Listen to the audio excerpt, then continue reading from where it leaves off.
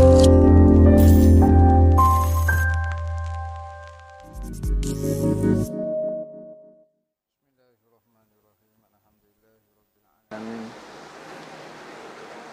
wassalamu ala asyrafil anbiya'i wal mursalin sayyidina Muhammadin wa ala alihi wa sahbihi ajma'in. Qala rabbi shrah li sadri wa yassir li amri wahlul 'uqdatam min lisani yafqahu qawli. Subhanaka la ilma lana illa ma 'allamtana innaka antal alimul hakim wa la haula wa la quwwata illa billahil aliyyil azim. Nawaitu ta'allu wa ta'lim wa tadhakkura wa tazkira wa naf'a wal intifa' wal ifadah wal istifadah wal hasa 'ala tamassuki bi kitabillah wa sunnati rasulih wa du'a ila al-huda wa dalalata 'ala al-khair ibtigha'a wajhillah wa qurbihi wa sawabihi subhanahu wa ta'ala. Allahumma inni as'aluka ilman ladunni wa mashraba safihani ya wahhabu ya ghani. Qala al-muallif rahimahullahu ta'ala wa nafa'ana bih wa bi'ulumihi fid daraini amin. Rabbi yassir wa la tu'assir wa tammim bil khair wa la haula wa la quwwata illa billahil aliyyil azim. Ilahi anta maksudi wa ridhaka matlubi a'tini mahabbataka wa ma'rifataka. Amma ba'du, assalamu alaikum warahmatullahi wabarakatuh. Berkata Allamah Mufassir Muhaddis Rabbani Abdullah Sirajuddin Al-Husaini dalam kitab dia Sayyiduna Muhammad Rasulullah sallallahu alaihi wasallam, sehinggalah perkataan dia irsaluhu sallallahu alaihi wasallam man yakshifu an adadil adu wa iddatiha wa uddatihi wa asalibihi fi ma'rifati zalik. Faqad rawa Abu Dawud At-Tayalisi wa Ibnu Rahawayh wa ghairuhuma anna Nabi sallallahu alaihi wasallam ba'asa yawma Badrin Aliyya karramallahu ta'ala wajhahu wa Zubair wa Sa'd bin Malik radhiyallahu anhum fi nafarin ila ma'il bada yaltamisuna lahu khabar anil aduwi adadihim wa uddatihim fa asabu rawiyatan li Quraisyin fiha gulamun ay abdun mamlukun li bani Hajjaj wa gulamun li bani As faja'alu yas'alunahuma an adadil qaumil musyrikin fatafiqa yakula adadul kasirun fa'atau bihima Rasulullah sallallahu alaihi wasallam wa huwa yusalli falamma sallama qala akhbirni an Quraisyin faqala hum wara'u hadzal kasib allazi tarahu bil udwatil quswa.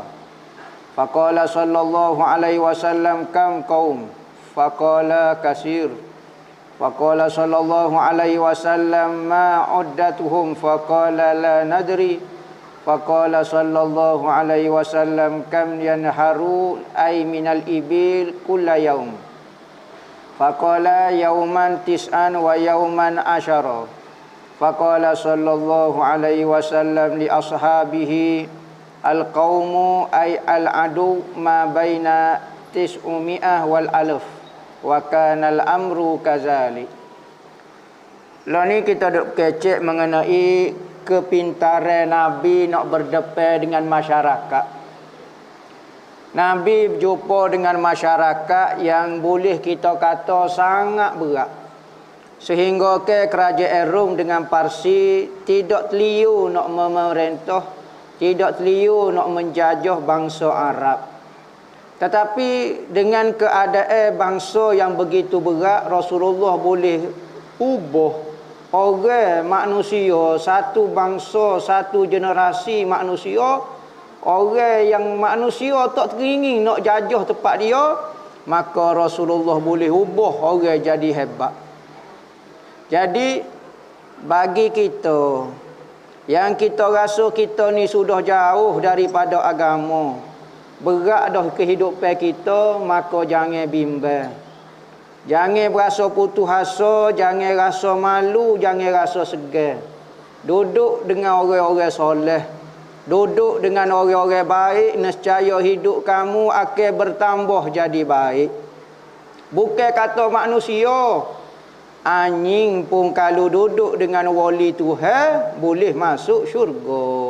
Nah, cerita Ashabul Kahfi, cerita Ashabul Kahfi. Satu surah menceritakan cerita wali Tuhan. Ulama bersepakat menyatakan Ashabul Kahfi ini waliullah pada zaman dia, kekasih Tuhan. Perjuangan dia nak mempertahankan akidah daripada pemerintah pada zaman itu. Dia ni merupakan pembesar bagi satu-satu kerajaan. Maka ulama-ulama tafsir menyebut nama-nama mereka lah. Tamlikha, Martunus, Sarbunus, macam-macam nama dia. Wali 7 kita panggil istilah. Maka larilah popok dia nak menyelamatkan agama, takut terpesong. Daripada jawatan yang hebat, lari masuk ke dalam gua. Tengah-tengah perjalanan, diikuti oleh seorang, ditanya oleh seorang pengembala. Dia kata nak gimana ni ramai-ramai. Dia kata saya nak lari daripada raja, nak menyelamatkan akidah. Maka mudah ceritanya pengembala tu ikut sekali. Ikut sekali, anjing dia ikut sekali. Anjing ikut kekasih Tuhan. Ikut saja. Dia kawan tu pergi naik bukit, dia pergi naik bukit. Kawan-kawan tu 7 orang lelaki itu masuk dalam gua, anjing tu duduk di muka gua, anjing. Ikut wali Tuhan. Ikut bukan mengaji, tak menadah, tak baca kitab, tak mengaji lagi, bukan hadir maulid gapo. Ikut semata-mata seekor anjing yang hukum dia menurut mazhab kita najis mughallazah. Tetapi ulama fiqh kata apabila dia ikut wali Tuhan, berpindah daripada dia jadi najis, jadi tak najis pula. Asal dia najis mughallazah. Satu-satunya najis atas muka anjing, atas muka dunia tidak ada najis mughallazah pada dia, anjing Ashabul Kahfi. Bukan kata bertukar hidup dia yang penuh dengan noda, penuh dengan dosa, bertukar jadi tidak najis. Bukan sekadar tu saja. Seko-sekonya anjing boleh masuk syurga. Ceritanya anjing Ashabul Kahfi. Anjing pas lagu mana kita? Orang yang ada tauhid dalam hati, orang yang mengucap, yang mengiktiraf Allah Ta'ala sebagai Tuhan. Dosa sebanyak mana pun kalau duduk dengan orang-orang soleh, duduk dengan orang-orang baik, maka tidak mustahil kalau dia jadi lebih baik daripada anjing Ashabul Kahfi. Anjing pun boleh masuk syurga kerana ikut wali Allah Ta'ala. Maka kita alhamdulillah, sekalipun dilarang, ada segolongan manusia tidak suka dengan apa yang kita buat sekarang.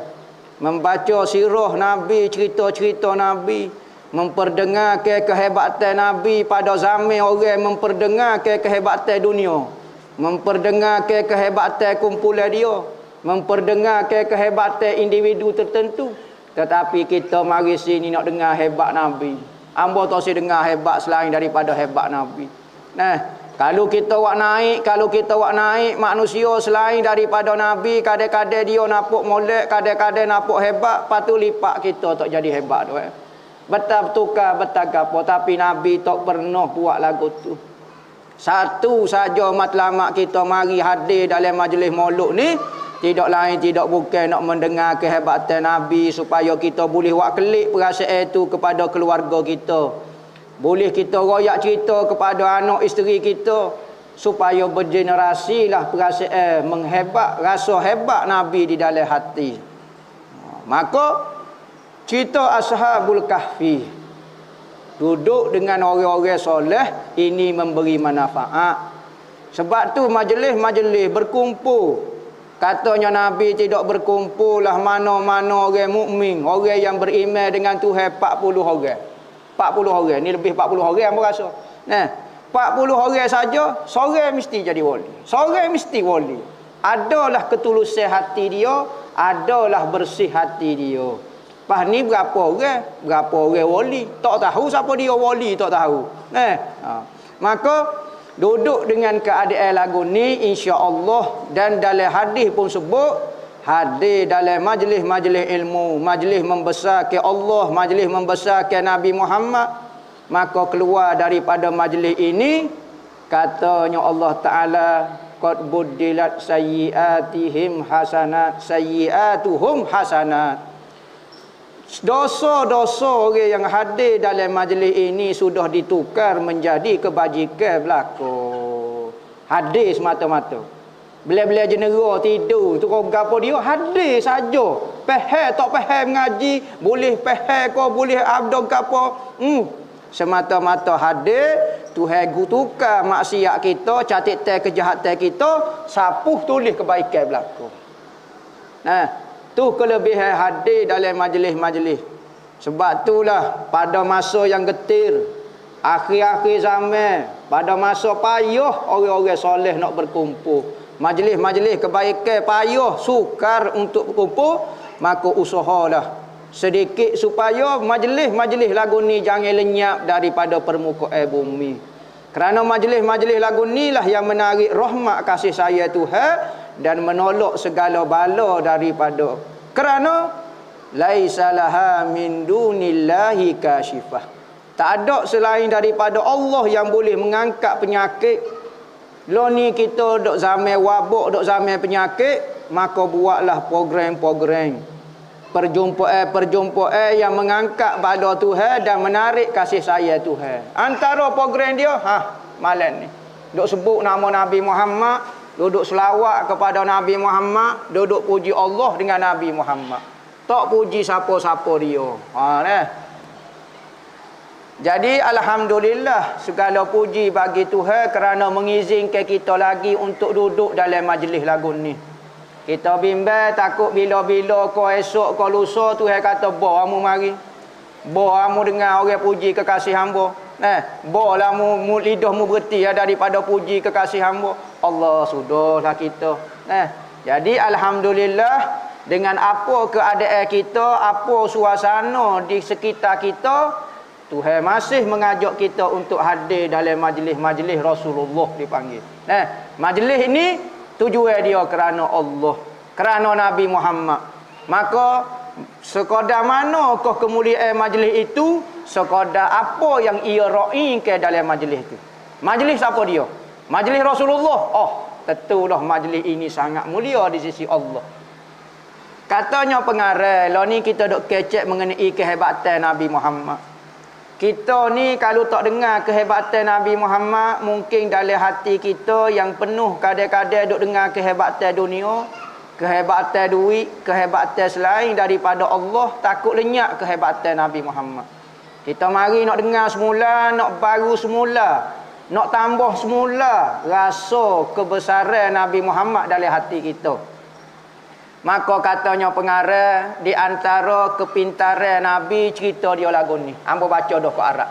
Terjemahnya, Rasulullah ini di antara kepintaran dia, dia boleh teka. Teka apa dia? Bilangan musuh ketika perang. Berarti Rasulullah ni bukan mengajar saja teknik-teknik peperangan, strategi, cara nak mentadbir, cara nak bina negara, cara nak bina keluarga, semua benda boleh. Maka Rasulullah ini komplit. Semua ada pada dia belaka. Katanya Abu Daud At-Tayalisi di dalam kitab dia, dan Ibnu Rahawayh menyatakan Rasulullah pernah satu kali mengutuskan Sayyidina Ali karramallahu wajhah. Sayyidina Ali, Sayyidina Zubair, Sayyidina Sa'ad bin Malik, 3 orang. Bilakah 3 orang ni diutuskan ketika cerita peperangan Badar? Sebelum Rasulullah nak pergi perang peperangan Badar, Rasulullah tu memang dah hati sentiasa bergantung dengan Tuhan. Tetapi tidak salah dan menjadi sunnatullah dan dapat pahala kalau kita jaga sunnatullah. Nak pergi perang kena ada strategi dia. Bahkan dalam hadis Nabi kata al-harbu khida'un. Peperangan itu mesti ada tipu hela. Satu-satunya tipu helah yang halal di dalam syariat, tipu helah ketika perang. Tak apa, jangan buat sterik tasawuf lah jo. Amok sterik.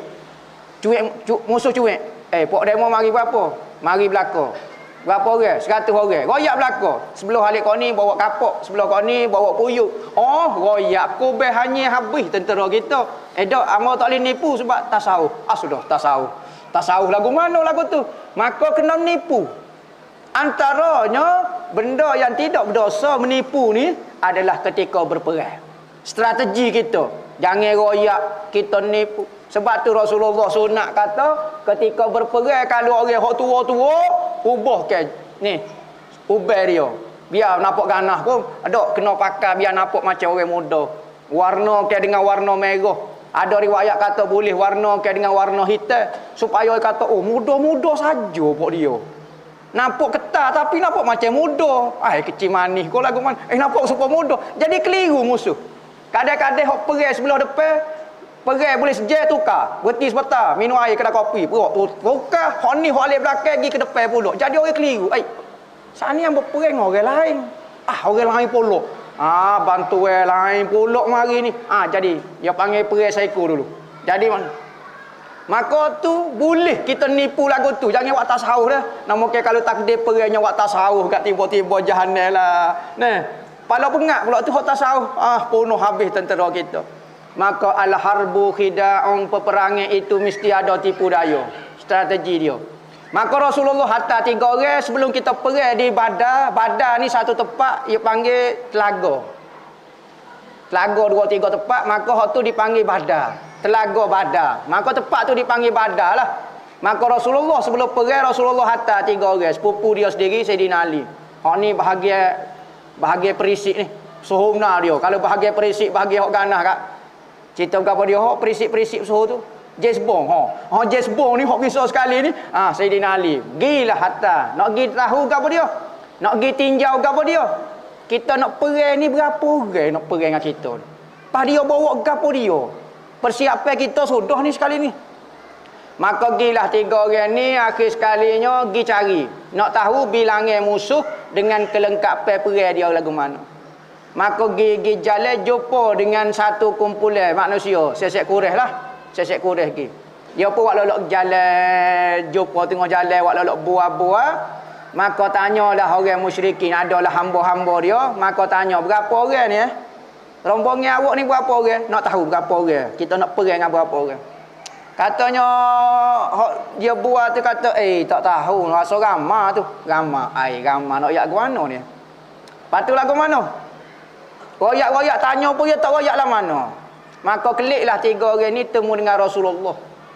Rasulullah lepas pada semaya wisalah, 3 orang ni kelik royak kepada ya Rasulullah. Kata hamba kita tengok dah saat ni tempat musuh saat ni. Jumpalah 2-3 orang. Hamba lari ke sebelah dapur, gapo dia kecek buah, gapo dia hamba tak pergi kat depan. Maka katanya Rasulullah lagu mana? Popok dia duduk mana? Popok dia duduk dalam perjalanan sehari mari. Lagu mana? Perjalanan sehari mari ni kita kata dalam perjalanan 50 km. Dah lebih kurang lagu tu lah. 50 km. Musuh duduk situ. Jaraknya ya Rasulullah dalam lebih kurang 50 km dah daripada tempat kita sekarang. Lepas tu bilangan dia berapa? Katanya Rasulullah. Katanya sahabat kata, hamba tanya dah dia tak royak. Dia kata banyak. Hamba dah tanya dah kata berapa orang. Berkali hok ni pun tak tahu apa berkali. Hok jom ngikut pun ramai. Dia pun pakai pergi golok pakai gigi tu. Dia tak tahu berapa. Katanya Rasulullah. Lepas tu kelengkapan pedai dia lengkap apa ni? Katanya sahabat pun hamba tak tahu royak ke apa satu. Katanya Rasulullah, dia mau gimana saat ni? Buah sana. Hamba buah pergi kat sebelah dapur. Dia mau ada tanya dak dia sembelih unta berapa ekor sehari? Hamba dia tanya. Dia tanya bak sembelih unta, bak makan. Katanya hok jom masuk tu kata ia sembelih dalam 9 ekor 10 ekor sehari. Unta 9 ekor ataupun 10 ekor sehari. Gitulah lebih kurang. Katanya Rasulullah, dia untuk makan tentera dia dalam 9 ekor ataupun 10 ekor. Katanya Rasulullah kepada sahabat dia mai. Tentera kita mata lebih kurang 900 ataupun 1000 orang. Tu pandai cekera. Kita gula kawah tak tahu kawah cuma mana. Nak jadi lagu mana? Rasulullah, ya tengok, ya baca dah. Hutan ni kalau 9 ekor ataupun 10 ekor, tentera dalam lebih kurang 1,900. 1,000 ataupun 900 lebih kurang nak temu dengan kita. Maka tepat. Jadi Rasulullah ni dalam bab kehidupan pun pandai. Jadi kita kena pandai belaka, tidak salah ilmu dunia, tidak salah ilmu gapo dia, ilmu pertukangan ko, ilmu gapo, bahkan kadang-kadang ilmu itu membantu di dalam agama kita. Wallahu a'lam.